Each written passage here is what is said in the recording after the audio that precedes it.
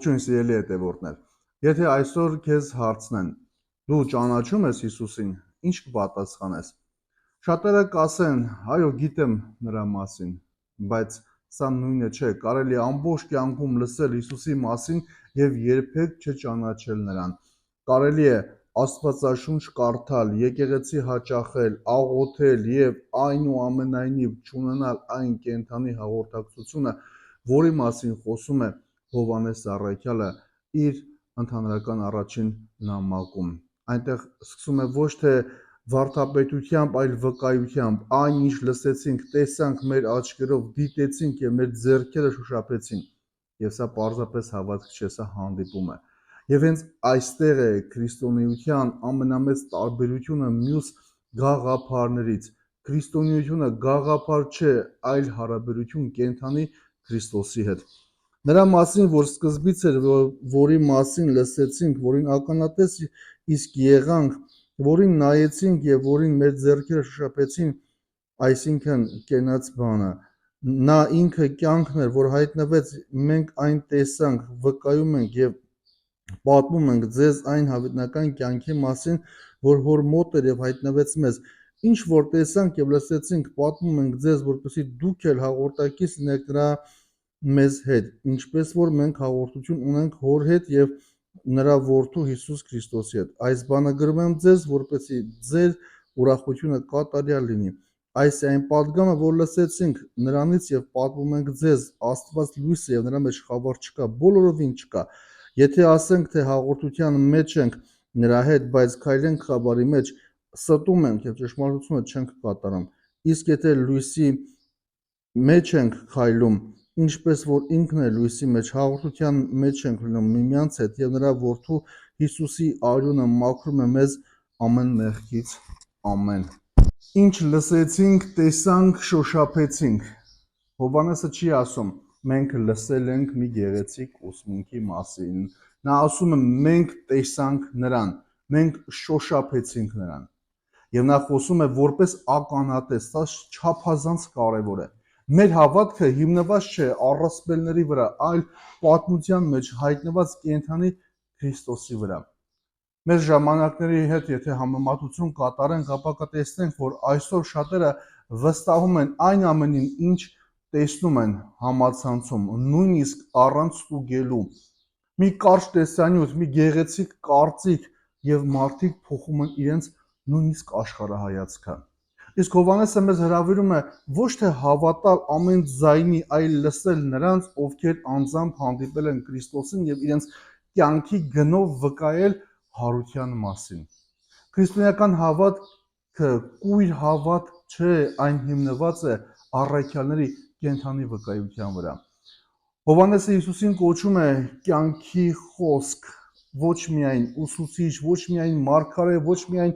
բարոյական օրինակ։ Նա հենց կյանքն է, այսինքն առանց Քրիստոսի մարդը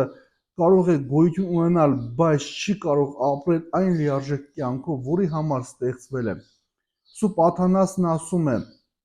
որդին մարդացավ, որպեսզի մարդը մասնակից դառնա Աստծո կյանքին։ Այս միտքը բացահայտում է, որ Քրիստոսի գալուստի նպատակը միայն մեղքերի ներումը չէր, այլ մարդու վերափոխումը եւ Աստծո կյանքի մեջ ներգրավվելը։ Մեր հաղորդությունը հոր եւ նրա որդու հետ Հովհաննեսը օգտագործում է մի շատ կարևոր բառ՝ հաղորդություն։ Քրիստոնեությունը միայն կանոնների հավաքածու չէ, այն հաղորդաբերություն է, հաղորդակցություն է, կենդանի միություն է Աստծո հետ։ Հարց մեզ, եթե այսօր քեզանից վերցնեն բոլոր արտաքին կրոնական սովորությունները, կմնա արդյոք քո անձնական հարաբերությունը Քրիստոսի հետ։ Աղոթում ես միայն պարտքից ելնելով, թե որովհետև սիրում ես Աստծուն։ Հովհան Ոսկեբերանն ասում է, հավատացյալի մեծագույն պատիվը ոչ միայն Աստծուն ծառայելն է, այլ նրա հետ հաղորդակից լինելը։ Սա գրում ենք, որպեսզի ձեր ուրախությունը կատարյալ լինի։ Ուշադրություն դարձրեք։ Հովհաննեսը չի ասում, որպեսզի դուք վախենաք կամ որպեսզի ձեզ մեղավոր զգաք։ Նա ասում է, որպեսզի ձեր ուրախությունը լիակատար լինի։ Աստված ուրախության աղբյուր է։ Այո, քրիստոնեական կյանքում կա պայքար, կա ապաշխարություն, կա խաչ, բայց դրա նպատակը ոչ թե տխրությունն է, այլ իսկական ուրախությունը։ Մեր ժամանակների հետ եթե համեմատենք, ապա կտեսնենք, որ այսօր մարդիկ ուրախություն են փնտրում ամենուր, գումարի մեջ, ճանաչման մեջ, ժամանցի մեջ, սոցիալական ցանցերում, բայց այդ ուրախությունները հաճախ կարճատև են։ Քրիստոսը տալիս է այն ուրախությունը, որը կախված չէ հանգամանքներից։ Աստված լույս է։ Սա ամբողջ նամակի կենտրոնական գաղափարներից մեկն է։ Հովհաննեսը չի ասում միայն, որ Աստված լույս ունի, նա ասում է Աստված լույս է։ Լույսը բացահայտում է, բուժում է, ճանապարհ է ցույց տալիս, ջերմացնում է, լույսի մեջ ոչինչ չի թաքնվում։ Երբ մարդը գալիս է Քրիստոսի մոտ, նրա դիմանկարները դիմակները սկսում են ընկնել։ Սկզբում դա կարող է ցավեցնել, բայց հենց այդտեղից է սկսվում բուժումը։ Սուրբ Գրիգոր Նյուսացին սովորեցնում էր, որ Աստծո լույսը ոչ թե կուրացնում է, այլ մաքրում է մարդու հոգին, օգնելով նրան տեսնել իր իսկական վիճակը եւ շարժվել դեպի սրբություն։